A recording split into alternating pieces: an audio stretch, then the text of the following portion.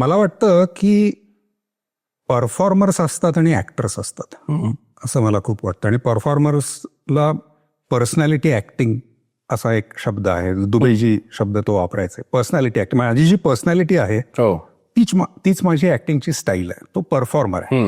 आणि एक ऍक्टर आहे की जो प्रयत्न करत असतो ते जास्त पात्र जितक्या जवळ आपण त्याच्या जाऊ वगैरे वगैरे.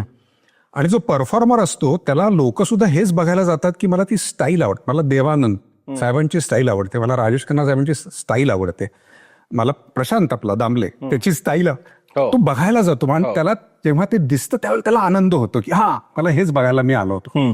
सो ह्या दोन वेगळ्या गोष्टी आहेत असं मला वाटतं. आपल्याकडे अप्रतिम कॉम्बिनेशन्स असलेली जे परफॉर्मर पण आणि ऍक्टर पण होते, दिलीप साहेब, अमितजी, ही अशी उदाहरणं आहेत की जे दोन्ही होते.